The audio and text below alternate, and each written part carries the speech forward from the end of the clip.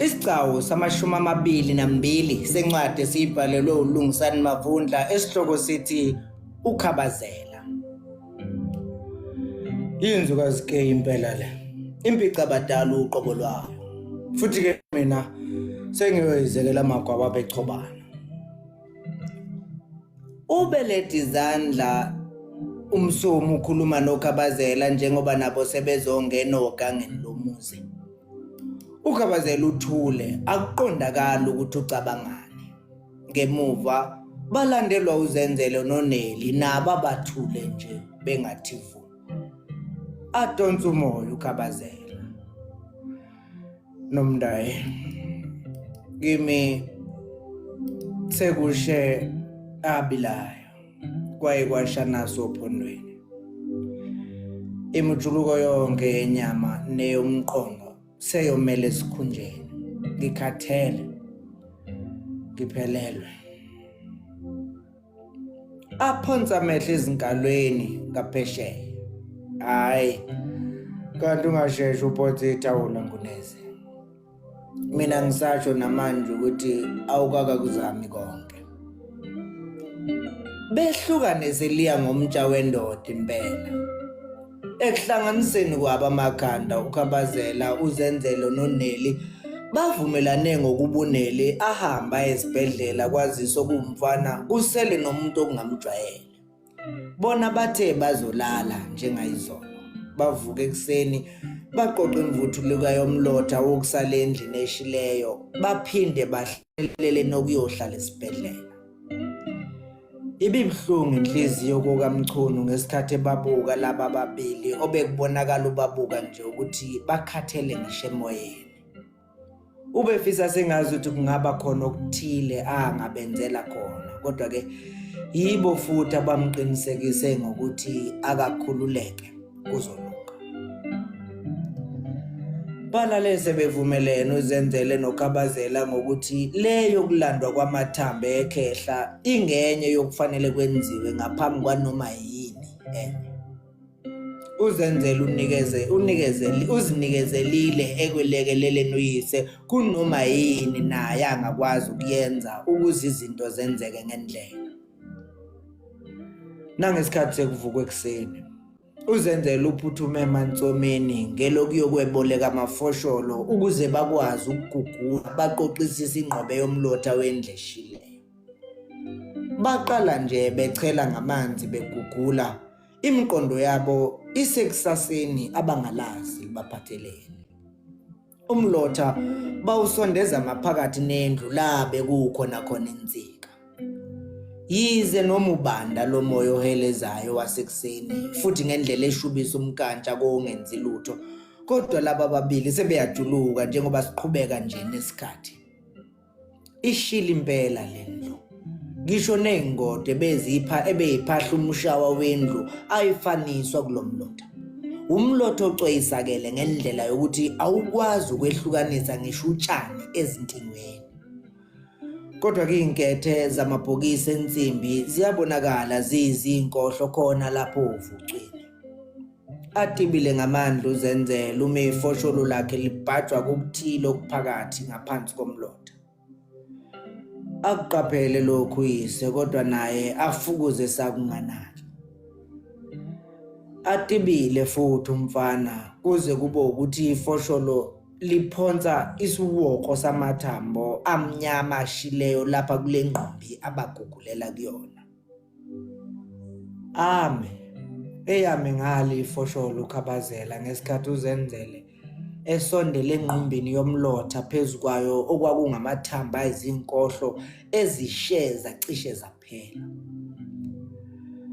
Aphakamise lodwa elihlola. Yini kodwa ongayibona ndodana? Ephinde goba egugula maqondana nala yena ekhona. Baba mhlawumbe hayi awumlwane wenja ndodana. Basiqhubeke sigugule. Nali nelanga liphakama kanti nonyoka ngafika noma yinini esilethe lokudla nokushintsha. Bebengakalugwinyi ngesikhathi kuma imoto kaNeli ngaphandle owehle egqoke iphinifa nokuthile obekugoqiwe ekubambe ngesandla ezakubona. Senzele ngesikhathi efika kubona. Nakho kodwa. Ngiyacabanga nilambe niyafa manje emveni kwalomsebenzi ongaka. Nakho dlanini. Emnika. Baba, wena usuyodlela emotweni. Ngikhulume nabasemsebenzini ngodaba lokuqala kwakho ukusebenza njengendlela esasivumelana ngayo. Bavuma nokuthi uqale noma yinini uma wena usukulungele lokho. Ngibese ngicela ukuba bakuboleka imali eholweni lakho ozoyibuyisa njalo ngenyanga isiphele. Konke lokho ngikwenza ukuze ukwazi ukwenza lo msebenzi osukumele ngendlela. Abeka ifosholo phansi uKabazela eya kukaMchunu obemphambi kwabo. Ndaba ezethu emamatheka. Kodwa ngingakubonga ngithini nje. Ube sathi uyakuye ngesikhathi kufika iphoyisa liqhuba uNjomane noMsomi ngemuva bebelethe izandla zifaswe ngozakosi. Kabazela, unabuhlobo buni nalaba babili? Angingizwe uKabazela engawuqonda umbuzo. Mhlonipheki, ezama ukuphendula. Bewusondelene kangakanani nenduna ngaphambi kokuba uye eGoli? Limbheka lihuluza laba babili esebethithiza beyizinguthuthu. Bekuyinduna yesigodi, kuuntanga yethu engikhule ngabuthwa kanye naye wena wasemthethweni. Ukozana kwami naye bekukuleso sigaba. Athu uyazazi intombi ayezilandela ebhungweni bakhe. uKabazela hlehlisa ingqondo ezama ukuphikelela eminyakeni engaphezulu kwamashumi nanye angasawakhumbuli ukuthi amangaki. Uyakhumbula ukuthi njengeinsizwa ekukhuleni kwabo bebeshela ndawonye. Nokuthi ke uhlaka base belwenzile kwakuyilelo lokuthi uma omunye intombi eseyikhombe eqala ngisho ngabe kukhona omunye obeyifuna kwakubanjiswana intombi kakelwe lo oyikhombe eqala. Uyakhumbula nje beyitekulela sebebuya ukuyolanda ucu eqhikizeni la kwaMgenge la uNjomane ayesephukelwe khona intombi yakhona osekuwumkakhe namhlanje. Kwakusiza Kabazela ukushesha ucace lapha yakwaMnguni ngoba phela nami amehlami bese ngiwaphonse khona. Kodwa ke akusenani. Nami nathi yasemagengeni isize yangenza umuntu. Wazini ngobudlelwane obube khona phakathi kaMhlongo nomkakho ngesikhathi usathwabula amatoho lapha eduze ungakaye eGoli? Iphoyisa libhekise kuKabazela lo lokho ebheke phansi ecabanga. Aphakamisa ikhanda. Hayi, ethi dlengelele. Ukhona inokwaziyo okungasiholwele ekusoleni ukuthi umfana omncane olahlekile akazalwa nguwe, kodwa uyise wempela ilo. Likhomba induna uNjomane. Mhlonipheki, uyangidida. Likhwehlele iphoyisa. Wazini ngetulo elihlelwe yilaba babili lokuba wena uphuma uphele kule ndawo uyokakha kwenye indawo? Imdide yonke lembuzo Kabazela. Mnumzane uMkhize, siyazi njengomnumzane womuzi kuyenzeka izibi zakho uyishanele uyivalele ngaphansi kwekhalibhodi. Njengamanje silandela umkhondo othi umfana uthunjwe wothi uyise wengane ngenhloso yokuzikhulisela yona. Umbuzo uthi kukhona yini ukuxhumana nezinsolo zokungathembeki phakathi kaMhlongo nomkakho ongasekho wena okwaziyo kodwa uhlezi phezu kwakho? Umuntu womthetho, njengoba sengishilo, engikwaziyo yikho lokhu okukhula ndawonye. Yazi la esakhungathekile. Wazini ngalokho? Iphoyisa lihosha incwadi ephaketheni elisesifubeni liyinikeza uKabazela. Ayithatha uKabazela akhumbula ukuthi konje njengoba esetatazela kanje akuselula abone kahle kwazise ufunda ngokucacamezela. Ayibambe sidlulisela kuze cha phoyisa. Ngifundele wena ngoba mina ngikwazi. Eyibuyisele ephoyiseni. Kabazela, le ncwadi itholakala ephaketheni likadingeni okuyimanje kwezenhlalakahle. Lisho liyithwishile iphoyisa ngenhloso yokuyifunda. Wayibhalele lo. Lisho likhomba umsumi nayo selokhu eqhaqhazele njalo. uKhabazela noZenzele kanjalo noNeli basakhungathekile njengoba lokhu kuvele kwabehla ngaphezulu nje. Kodwa ke Mnqayi namanje ngisasho ngithi niyayihlandekezela indlela enihlaziya ngayo uqukethwe kulencwadi. Akunjengoba isivela. Mina bengingeke ngakhe itulo elinje kuphakama. uKhabazela usefana nomfowethu kumina. Limdonse ngabo zonkoza Nkosi iphoyisa limthula wena xoka indini. Umfowenu onjani umfihlela ukuthi ingane akusiyona yakhe. Ngokwale ncwadi kuyavela ukuthi wena noDingeni naningaqala ukuxoxa ngalolu daba.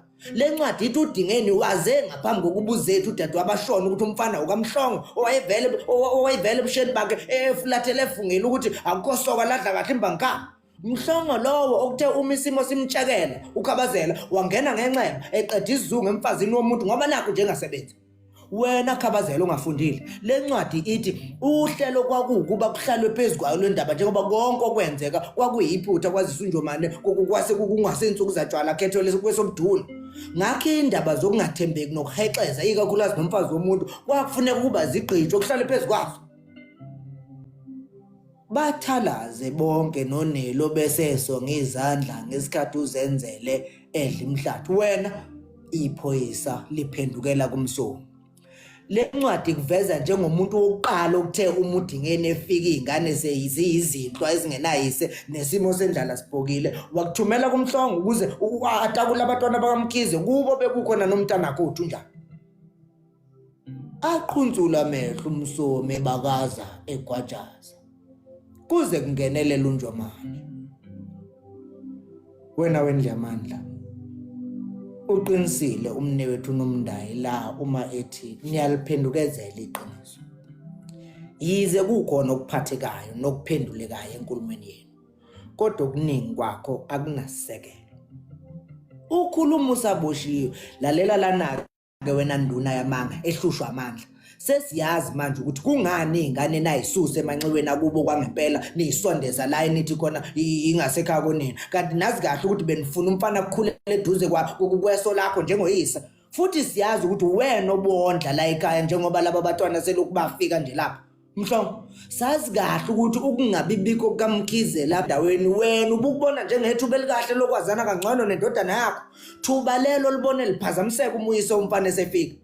Osekungithusa kakhulu lokho ukuthi wena Msomi limbambathe emahlombe. Bewunanzuzoni kuloko ukuthi umfana omdala asale kuwena ngesikhathi omncane ethunjwa yilo. Ngiyabuza, bewunanzuzoni? Likoloza amehlo iphoyisa limgqolozela emehlweni. Kungani wena ugcina umfana omdala? Usho ukuthi naye akusiyela nje cha phoyisa. Umsomi epilingana noza Nkosi. Ngicela ukungangenike nje kule ndaba. Unamanga ke ngoba usugamenxe. Wena uzolikhipha iqiniso. Bangabaka bani laba bafana? Khulumani. Iphoyisa libazungeza wena owabona umuntu okhuzela isipani seyigaba.